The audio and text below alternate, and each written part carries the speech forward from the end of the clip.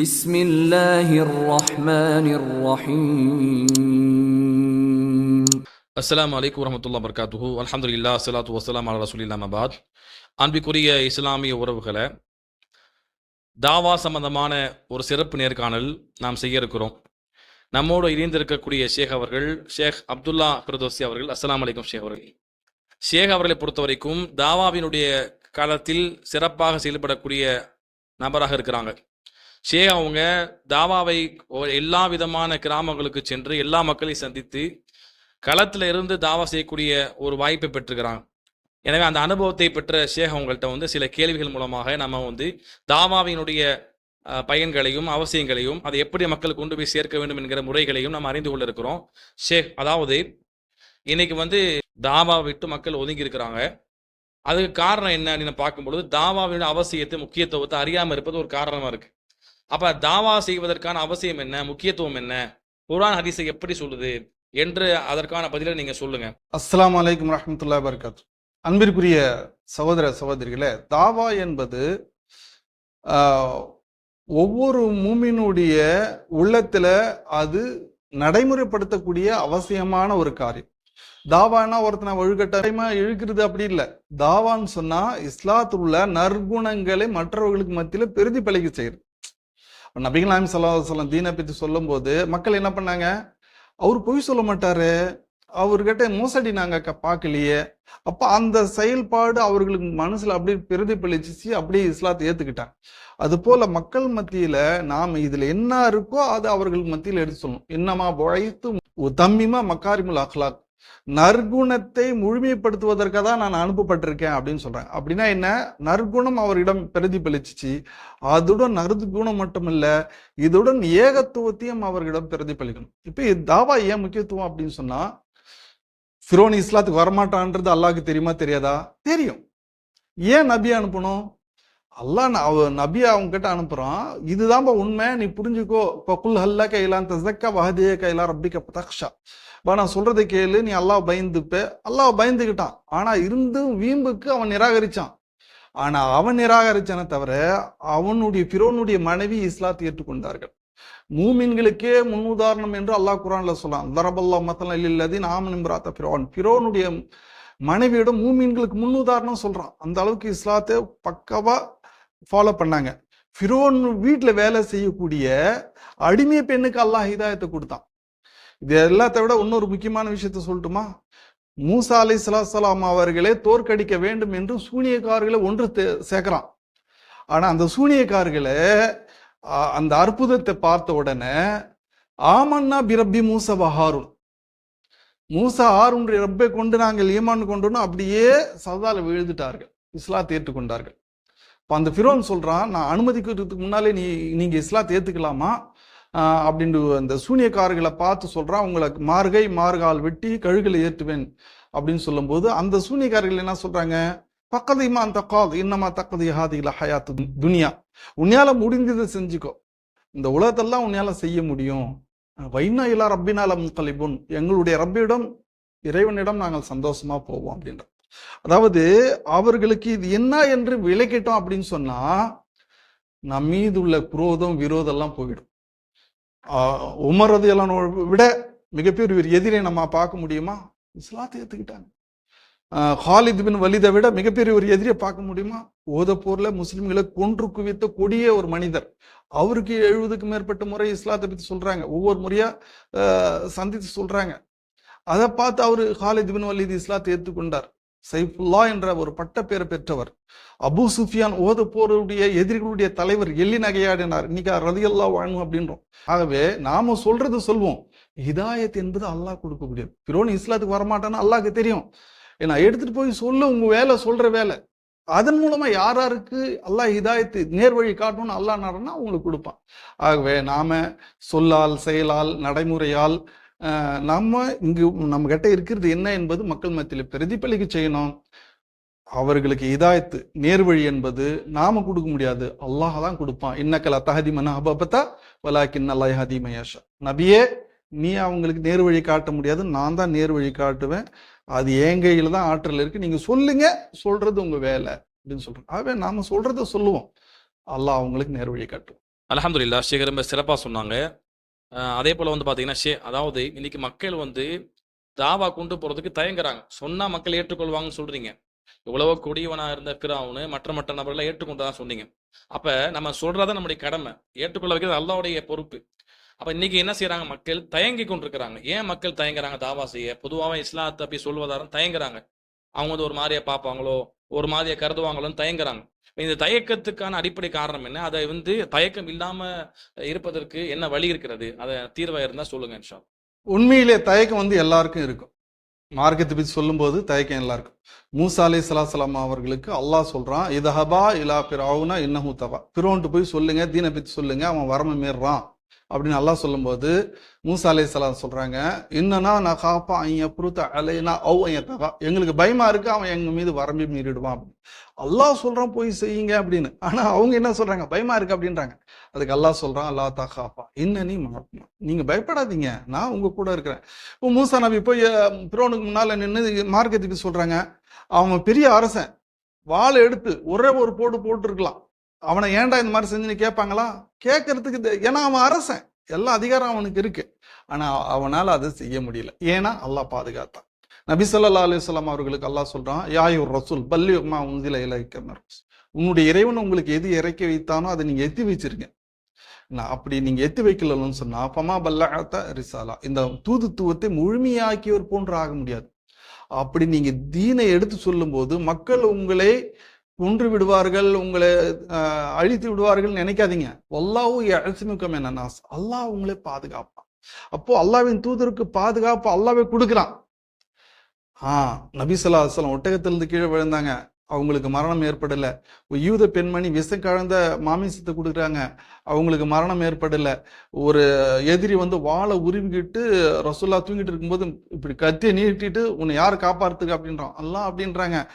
அதுலயும் அவங்க கையை வாழை அப்படி கீழே விழுந்துருச்சு. அவனால ஒன்றும் செய்ய முடியல அல்லாஹ்வின் தூதர் அவர்களை. அல்லாஹ் காப்பாத்துனா.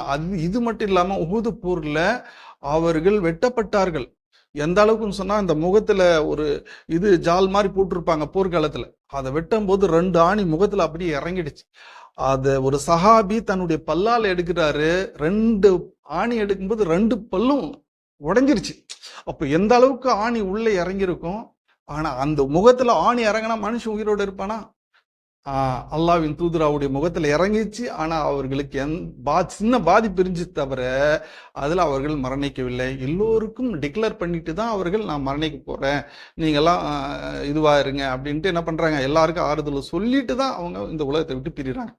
அன்பிற்குரியவர்களே, எல்லாத்துக்கும் தயக்கம் இருக்குதான் செய்யுது. ஒரு பள்ளிக்கூடத்துக்கு போகணும்னா தயக்கம் இருக்கு, ஒரு இடத்துக்கு வேலைக்கு போறீங்கன்னா தயக்கம் இருக்கு, ஒரு பொண்ணு திருமணம் செய்யும் போது கணவனுக்கு மனைவிக்கு மத்தியில தயக்கம் இருக்கு.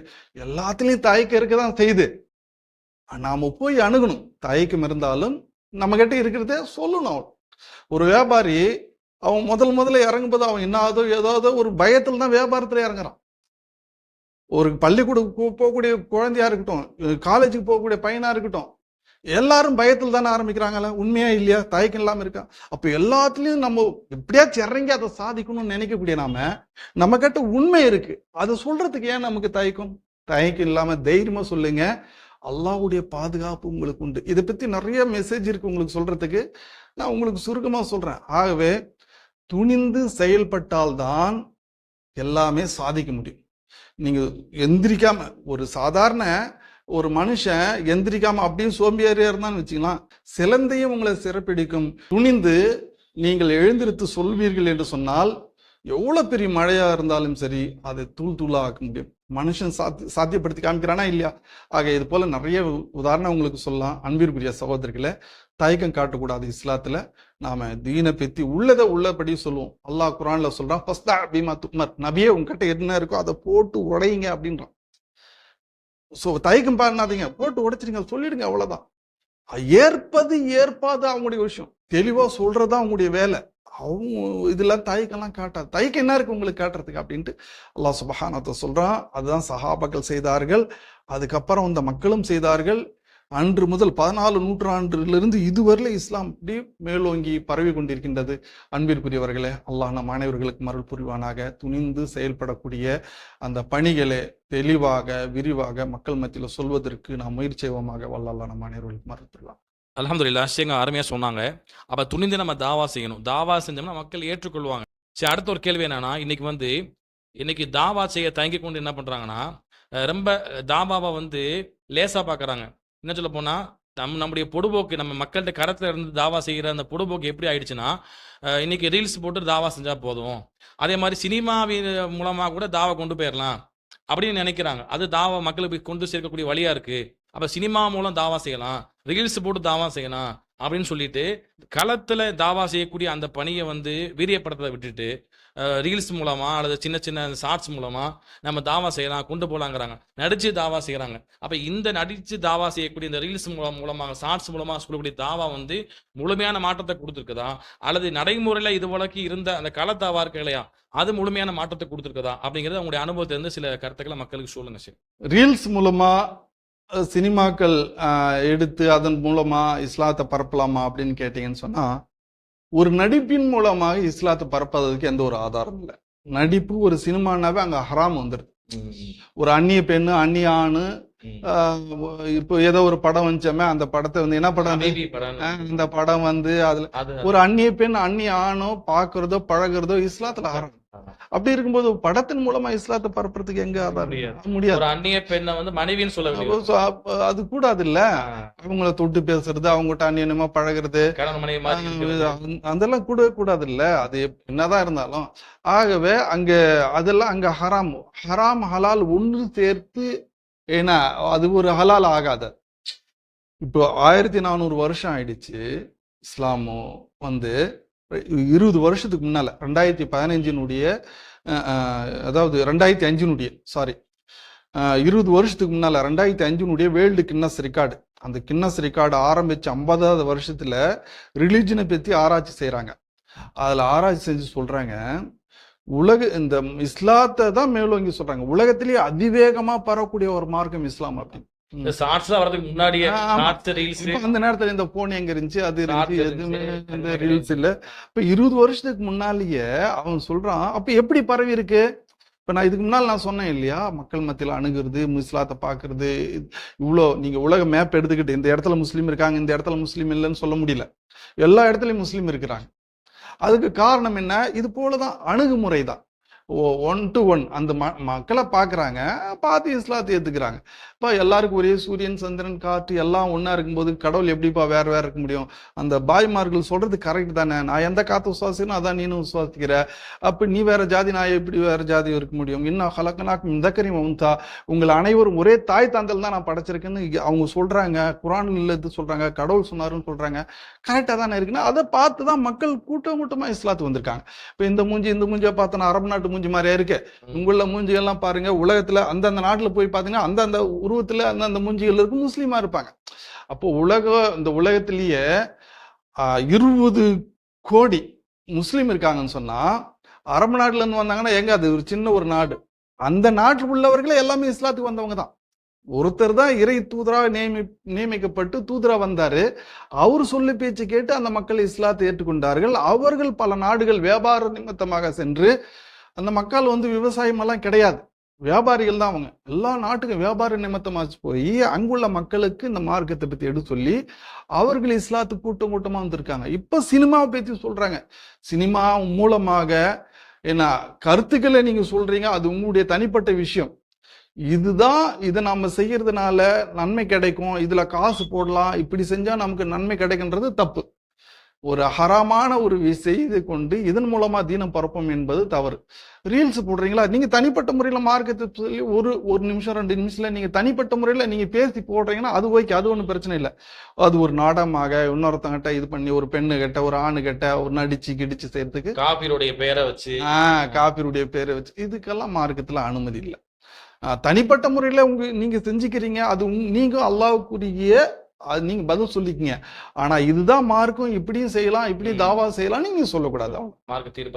மார்க்க தீர்ப்பா நீங்க சொல்லக்கூடாது, அவ்வளவுதான். அல்லாஹ் வாழம், அல்லாஹ் மிக அறிந்தவன். நம்முடைய தாவா பணிகளை ஹக்கான தெளிவான குர்ஆன் ஹதீஸ் உட்பட்டு செய்வதற்கு நாம் முயற்சிவமாக அல்லாஹ் நம்ம அனைவர்களுக்கும் நல்லது. அல்ஹம்துலில்லாஹ் ஷேக் அவங்க அருமையா சொன்னாங்க. அப்ப தாவா கடத்துல நாம களத்துல இறங்கி சொல்லக்கூடிய தாவா தான் மக்களுடைய உள்ளங்களை முழுமையா வென்றெடுக்குது. அப்படித்தான் காலங்காலமா செய்யப்பட்டு வந்துச்சு. அப்படித்தான் இஸ்லாம் பரவுது. அல்லாஹ் குர்ஆன் அப்படித்தான் சொல்றான். இஸ்லாம் வந்து நீங்க மக்களுக்கு சொல்லுங்க, கூட்டம் கூட்டமா மக்கள் வருவாங்க, நபியை பார்த்து சொல்றான் அல்லாஹ்.